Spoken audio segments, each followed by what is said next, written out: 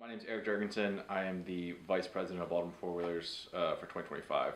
How I got into off-roading, it was in the family blood. I got in it from my uncle, who kind of got my brother into it, and then that kind of just filtered down into myself. Got into it at a pretty young age. I think I was 12 my first off-road trip. Once I went on my first trail ride, I was hooked. That was it. I started looking for my first Jeep when I was probably 13 or 14. Saved up all my money, got a job, whatever you had to do, and bought a 1998 Jeep Cherokee. Manual transmission, it was mint, and I was just doing like gnarly stuff with it. And it became not fun anymore to drive on the street, so long story short, sold it, and then I bought a 46 Willys for like $800. Had a Dauntless 225 in it, had rust all places, the tub was just like completely gone, but it was just awesome. So it just sat in my parents' yard, and I was in college, I didn't really care. Eventually got married, bought a house, and then I bought my LJ, which I currently have. It's 2006 Jeep LJ Rubicon. I bought it with like 50,000 miles on it, and that's going to be like my family wheeler. Try to keep it streetable, but definitely I like to wheel somewhat hard. So I'm trying to kind of maintain that balance with that vehicle. And then I have this, which was initially the 48 Willys or 46 Willys that I bought like 12 years ago. And pretty much everything that I bought from that original Jeep was gone, except for the title. And then that's kind of what this thing is turning into. I like working with my hands, primarily because what I do at my actual job is very much computer based, very much behind a desk. And here, when I'm in the garage, I like to use like a different part of my brain and work with my hands and see things come together. And I really enjoy, fabrication, even though I'm probably not the best at it, but I still like it. And I like learning, teaching myself stuff. I like just kind of diving into something, even though if I haven't done it before. So the vice president, it's kind of like project manager. It's the person that gets and makes sure things get done. We have a lot of initiatives in B4W.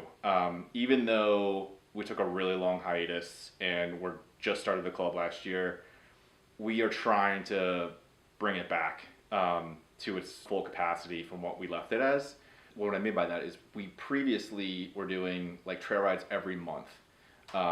We also would do socials on top of trail rides, and that takes a lot of people, and it takes a lot of support. OHV is a big one for me. I'm spearheading that. I'm also trying to like work with the other club members and the board to come up with new ideas to make sure everyone's voice is heard. So a lot of people ask, what do your dues go towards? First, Baltimore Four Wheelers is an official organization with the state of Maryland, and what that means is we are a 501c, and we pay taxes on that. So we're not just like a normal or typical Facebook club who is just a bunch of people joined together. We're an actual recognized organization. So that's the primary thing. Second thing is we like to support legislation for the state of Maryland. And what I mean by that is organizations like Maryland OHV Alliance and Tread Lightly. We like to give back to that. So aside from, yes, we like to do social stuff and go off-roading, we also like to make sure that this sport can continue to happen in this state and surrounding states. The last, which is kind of just the overhead of having an organization and a club. So things like banners, things like stickers, things like event space or something.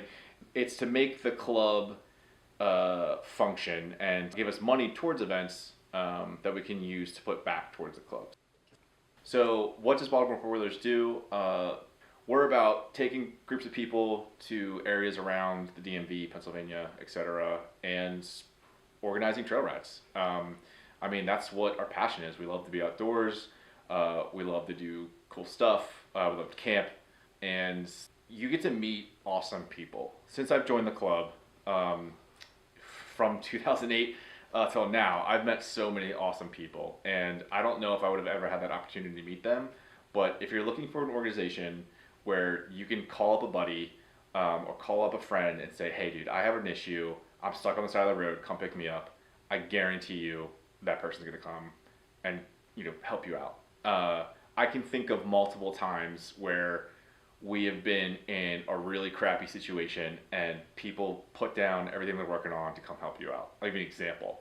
One time we were at Paragon and my brother had his YJ and it could not start. And this is before like the internet was on your phone. You just had like a telephone. This is before we really could diagnose things fairly quickly. We're all still somewhat new, and we were stuck in the dead of heat in Paragon, breathing coal dust with no clue what to do. And we had a group of about 10 or 12 people stick around and help us diagnose it, running to go get parts for us, and like ultimately got us out there before the night ended.